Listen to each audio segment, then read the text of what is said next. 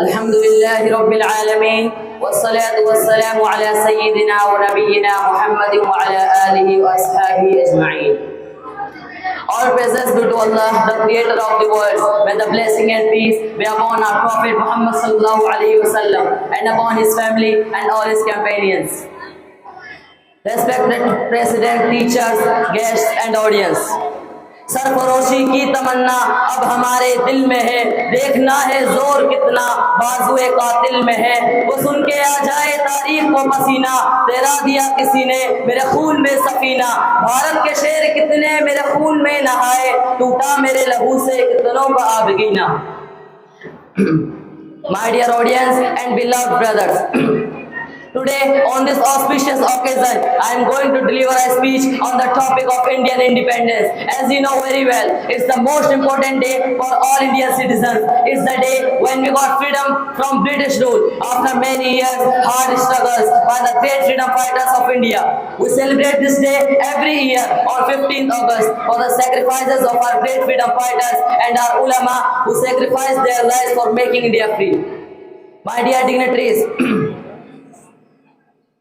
today in all over India, there are many programs and celebrations are held for remembering of our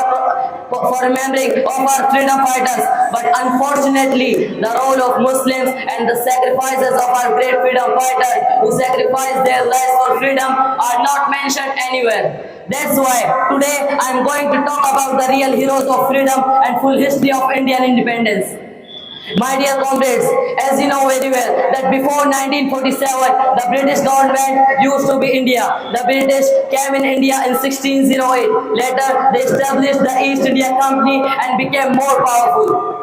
In 1757, the first military force came in India, which was led by Robert Clive and fought against Nawab Sirajuddaulah at Plassey Field. Because of Mir Jafar's disloyalty, the British force defeated Nawab. Since then, the dark days of India had started and our lovely country became slave and the East India Company transformed from trader to ruler.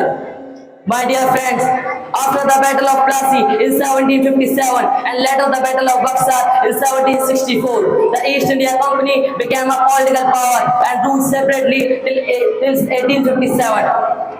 But after 1857, the British Crown ruled till 1947 in full power, such as the British Raj ended on 15th August 1947. After many struggles and sacrifices of our ulama, Hindu, Muslims, Sikh and Christians, when they all fought against British, then they had to go back from India and our lovely country became a free country. My dear brothers, today, if we are free and take breath of freedom, it's because of the sacrifices of our ulama and leaders who fought against British and sacrificed their lives for protecting India. But it's very regret that today we are said to go to Pakistan. We are said a traitor. We are considered danger for the safety of our country. There is the biggest misconception propagated that Muslims have divided our country and they have no any role in getting Indian freedom, which is totally baseless and fully wrong. In fact, if Muslims didn't take part in Indian freedom, India would never become free from British. Because the real enemies of British were Muslims. It's because the British snatched political power from Muslims and Mughal emperors. Many Muslim emperors sacrificed their lives for protecting of our motherland, such as Nawab Sirajuddaulah, Maulana Shah Waliullah Muhaddis Dehlvi, Sayyid Ahmad Shaheed, Maulana Qasim Nanotbi, Sheikhul Hind Hazrat Maulana Mahmud Hasan Deobandi, Sheikhul Islam Hazrat Maulana Hussain Ahmad Madni, Tipu Sultan, Hyder Ali, Ashfaqullah Khan, and many more. The list is too long. My dear friends, after the battle, my dear friends, when the British found Hindu-Muslim unity against themselves, they played unbiased political card, divide and rule on religious basis. Let me tell you the role of Muslims in 1857 Battle of Independence.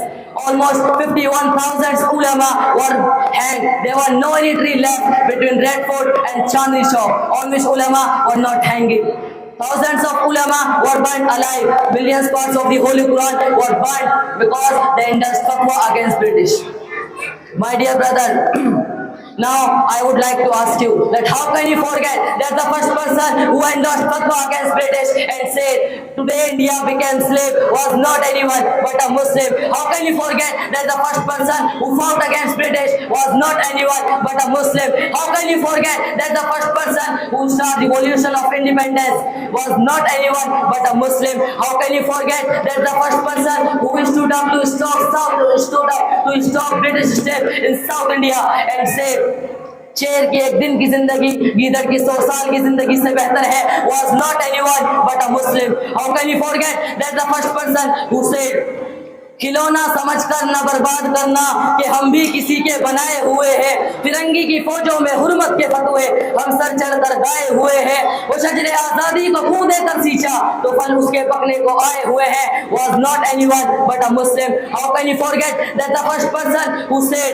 सारे जहां से अच्छा हिंदोस्तां हमारा, हम बुलबुले हैं इसकी ये गुलसिता हमारा was not anyone but a Muslim? How can you forget that the first person who sounded the slogan of Inqilab Zindabad was not anyone but a Muslim?